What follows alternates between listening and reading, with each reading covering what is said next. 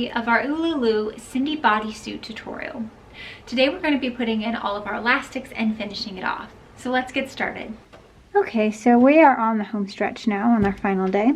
All we have to do now is finish off the leg holes and the upper edge with fold over elastic, and then finally attach our strap.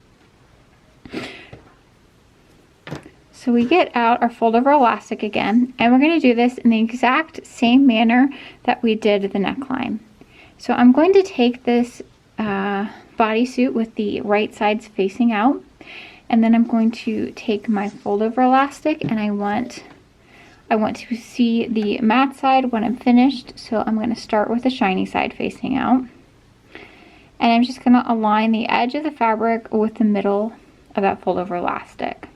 And I'm going to sew this on with a long straight basting stitch. So I'm going to do that along both of the leg holes. And I like to start and stop my elastic like in this crotch gusset piece, because that's not visible once the garment is on. And I'm also going to baste in my elastic along the back of this, and it's going to go all the way around the back, up the side cup. You want to make sure that you don't catch any of this underwire channeling. That's why we left it unsewn for about an inch, so that it can get it out of the way. So go all the way around the back and up this side of the cup to the top of the strap extension. That's going to be one piece that goes all the way around. So I'm going to baste this on and show you what it looks like. Okay, so I have these all basted in. You can see I started and stopped in the crotch, and then I overlapped by about, I don't know, a little over 1/2 of an inch. So now I'm just going to go back and sew this on with my zigzag stitch. So I'm just going to hold it like we did with the neckline, fold it down with the zigzag stitch and go all the way around. And then the last thing you need to do is remove all of those straight basting stitches. It's really tempting to leave those in, but you will hear like the pop, pop, pop, pop if you stretch this at all with those straight basting stitches in. And then this is what it looks like once you've finished putting that on with the zigzag stitch. So you can still see here my basting stitches where we basted the cotton lining in. You'll definitely want to try to get those out as well as your basting stitch when you put in the first pass of your elastic. So that finishes off the leg holes here. And then that also finishes off the top of the bra,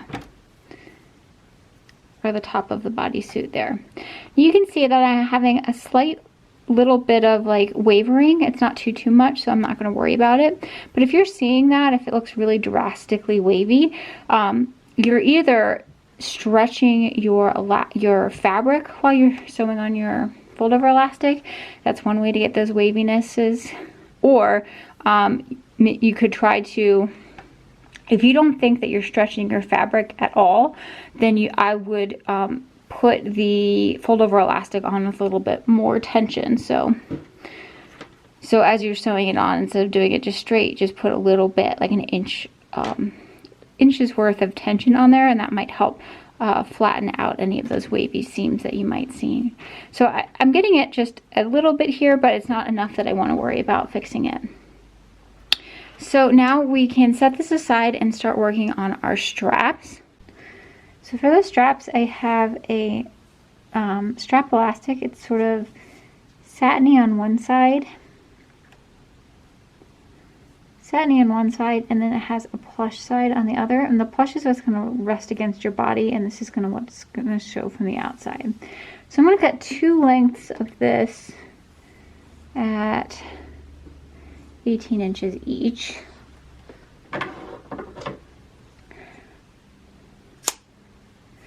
Obviously, we are going to make these adjustable, so it doesn't have to be exactly on the money there, but I typically find that 18 inches is a good strap length for me. So I'm going to bring out my rings and sliders. So I have a 1/2 inch strap. So the width of this is 1/2 of an inch, or 12 millimeters. So you want to make sure you buy the corresponding size of rings and sliders. So if your strap is 12 millimeters, your rings and sliders should be 12 millimeters as well. So I'm going to pick up the slider right here, which looks like a figure 8. And then, so like I said, we have shiny and matte side. You want to make sure that the matte side of the strap always is along this like center bar in there, and that the shiny side is always facing out. So that's how I like to orient my straps. So shiny's facing out, and the matte side is towards that center bar. So you just go up and down on the edge. Like this. And then I'm going to go over to my machine and secure this with a straight line of stitching back and forth a couple of times, 2 or 3 times. Okay, so this is what it looks like once that's sewn into place. Then you're going to go to the other edge of this strap and you're going to thread your ring onto it.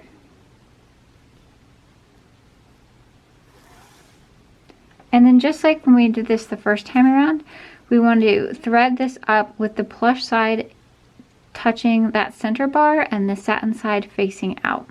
So we just run it up and back down.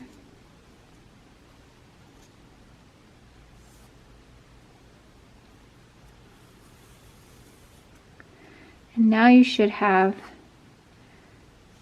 an adjustable strap.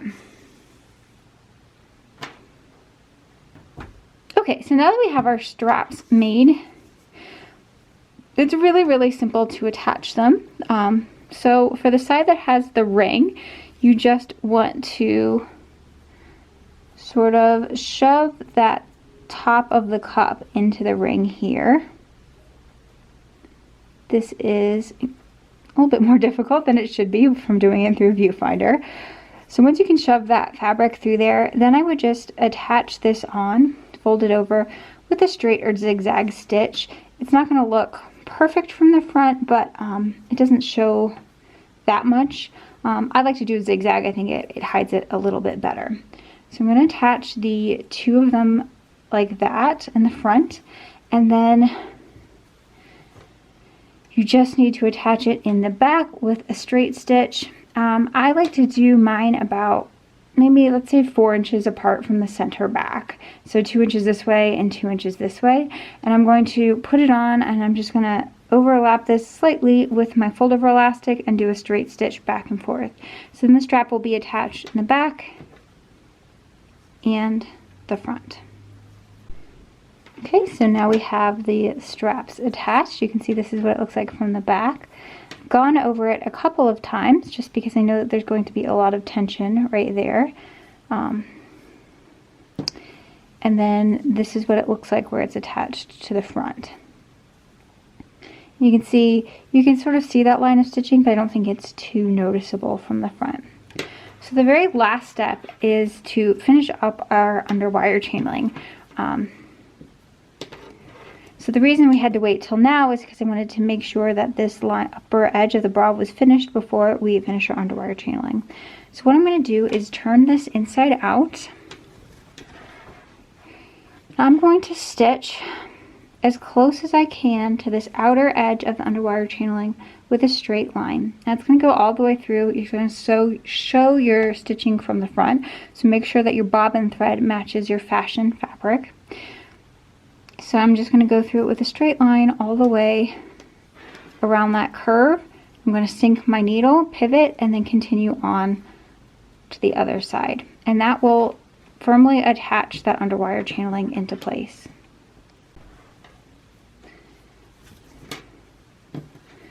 So this is what it looks like from the outside of the bra. You can just see that line of stitching that came on the edge of the underwire chain link.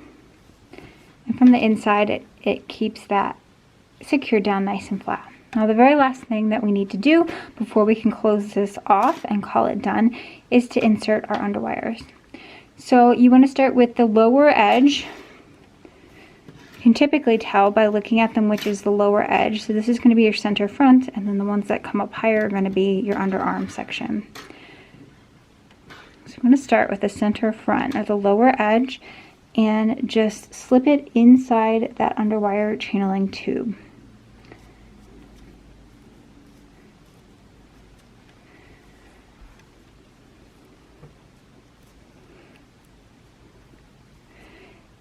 I always find that last little bit can be a struggle. We can tell I still have a good ways to go. So when you're doing this, you want to make sure that you give yourself about 1/4 of an inch of play on the inside, the center front, and on the underarm. So once you've got your wire in there, all you need to do is take it over to the machine and close off that last edge, and the bra, or the bodysuit, is finished. This concludes day 3 of the Ululu Cindy bodysuit tutorial.